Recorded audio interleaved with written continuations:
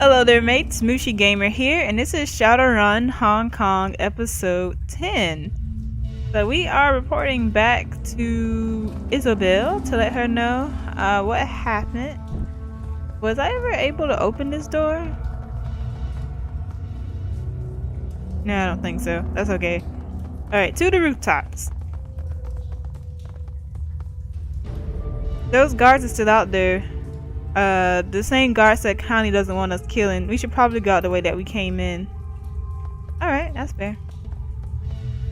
Probably killed enough of them, really.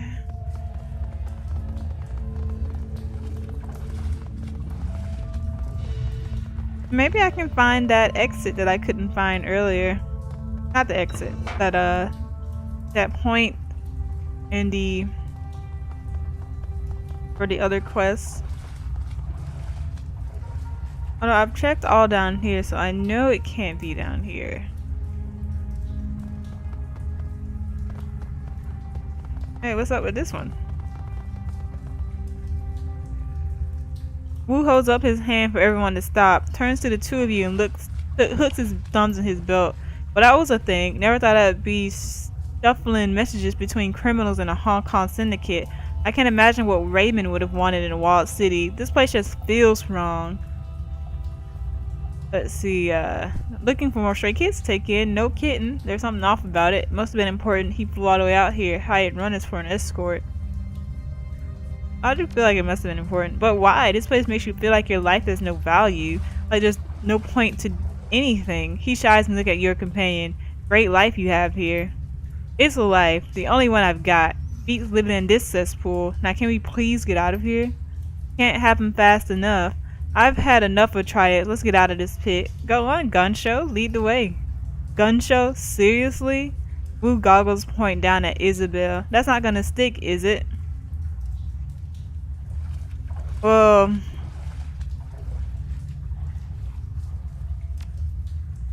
I do want to try and find that area.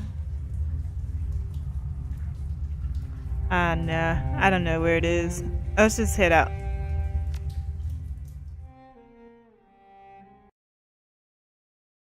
Perhaps I'll come back and look for it. I did give the city a pretty thorough look over if I say so myself.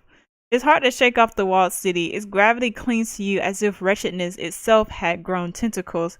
The sounds of suffering subside, but their echoes still thrum your insides. Isabel walks quickly, regularly checking over her shoulder as if expecting pursuit from the buildings themselves. She hugs her cyberdeck to her chest as if protecting a small child. Wu pauses a moment and breathes a sigh of relief when you finally reach the streets, but returning to Huey isn't like coming home. Suspicious looks and closed mouths accent unsmiling faces that billboard a universe's message. You don't belong here. Time to return back to Kindly Cheng and inform her that the message has been delivered. Get this business over with, get your sin burned, get on to the next step, whatever that is.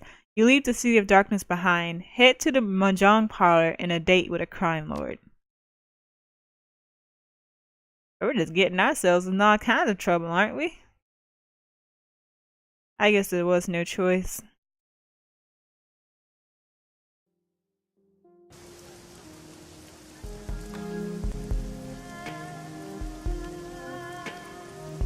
Who gained 6 karma?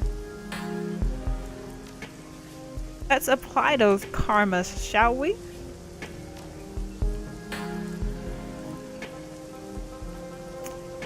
Alright, so I noticed that I brought an assault rifle and have absolutely no rifle abilities unlocked. Oh great, what'd I do?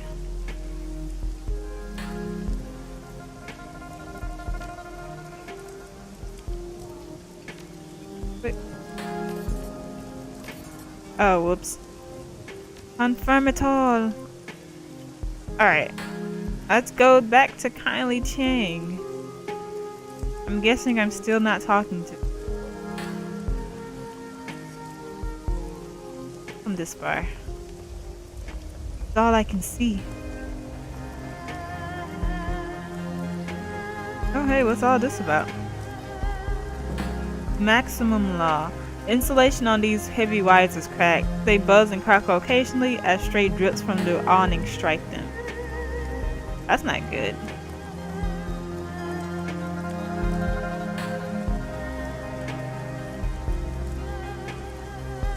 Go in! Oh, did I leave everybody? Are they still trying to catch up? Oh, they're already here. I'm just blind. Alright, Kindly Cheng.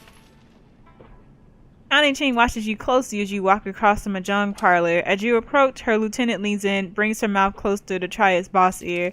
Cheng smiles and nods, her eyes never leaving you. Her rusty voice rose from somewhere deep. I've heard from Bao. He got my message very clearly, but he also says there was bloodshed, and I specifically told you to let them live. Her button eyes are like lumps of coal. I'm disappointed. I was feeling homicidal. I get that way sometimes. If his men got in our way, we explained it to him. You screwed up, plain and simple. Kindly begin stacking mahjong files. Nonetheless, I expected you to be a bit sloppy. It's partly why I sent you. What? Part of the message was on that stick. She eyes you closely. In part was the messenger. Bao didn't rate sending real Shadowrunners to deal with him. Your sloppy handling of the job helped to prove my point. Good to be of service. Kindly Cheng stares at you for a moment, reviewing your tone. My message was delivered and strangled Bao's back in the fold, earning for me. As far as I'm concerned, our transaction is complete. While you were gone, I set the wheels in motion to wipe your identities. She pulled out her PDA, stops a button with a lacquered fingernail. The order has been sent. Congratulations, you are now sinless. Shadow people.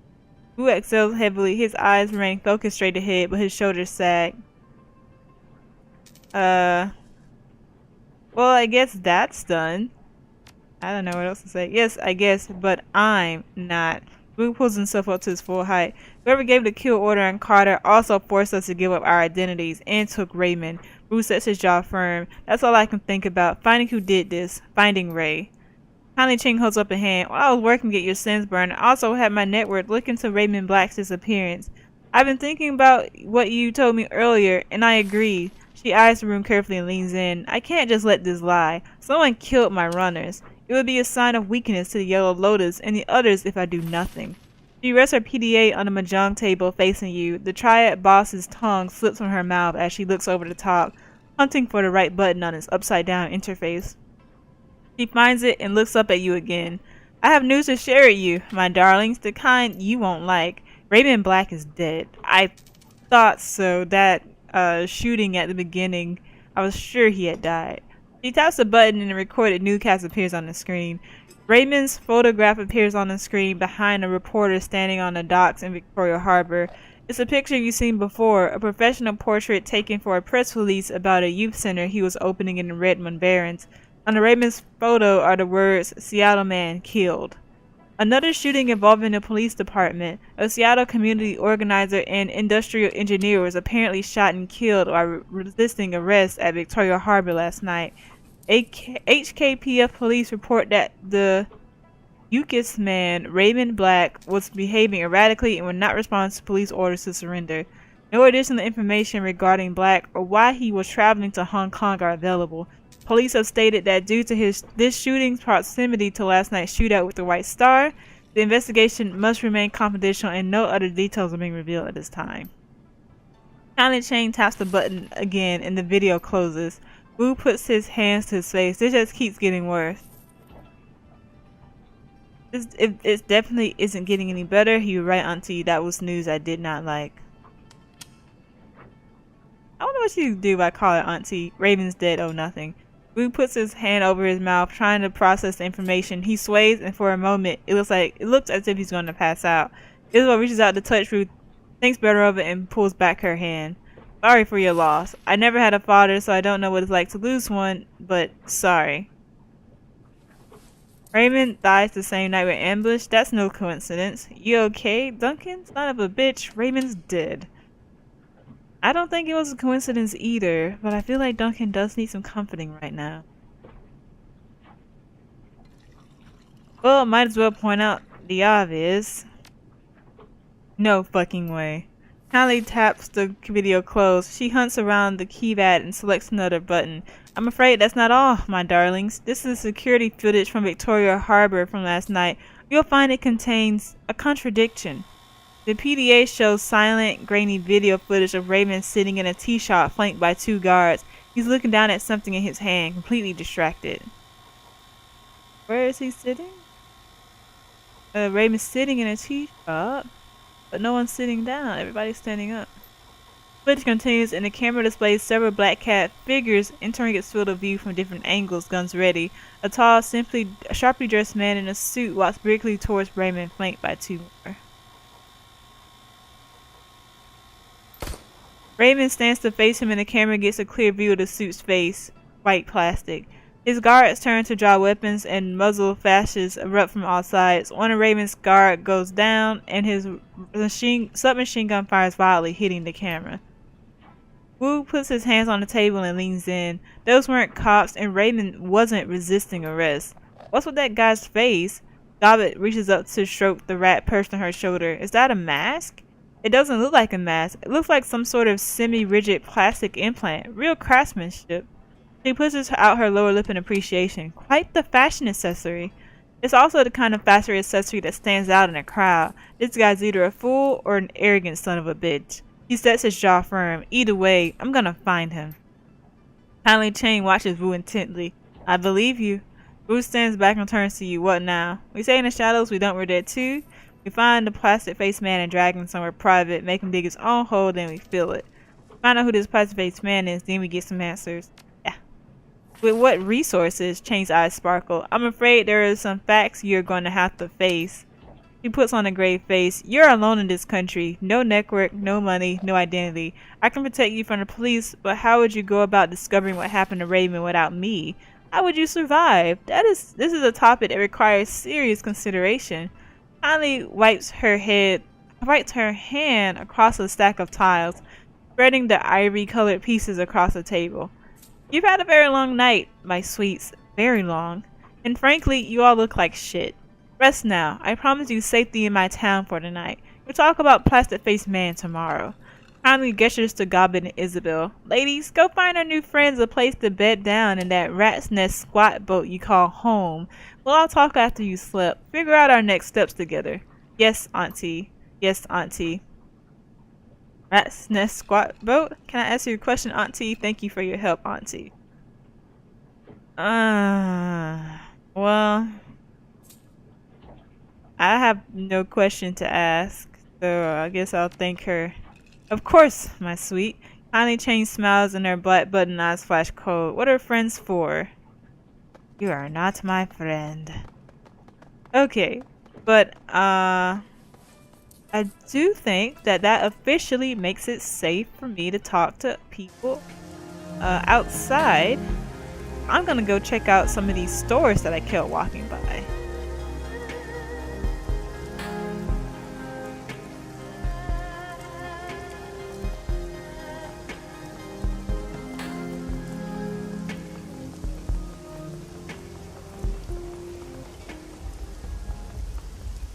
Yeah, you walk right past them.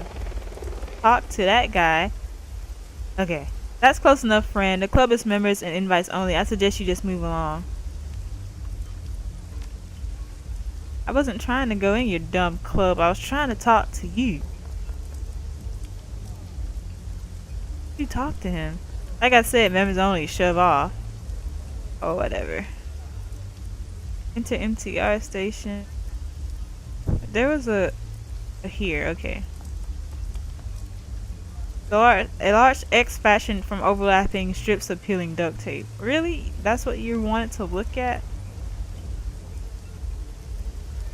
I feel like there were people over here as well.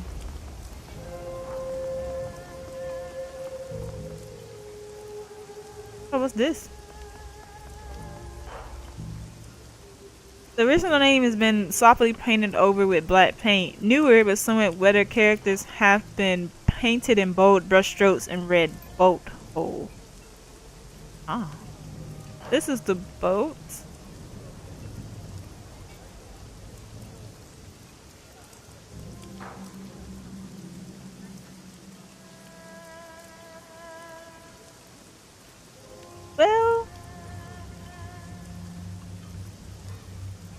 It's just all to explore.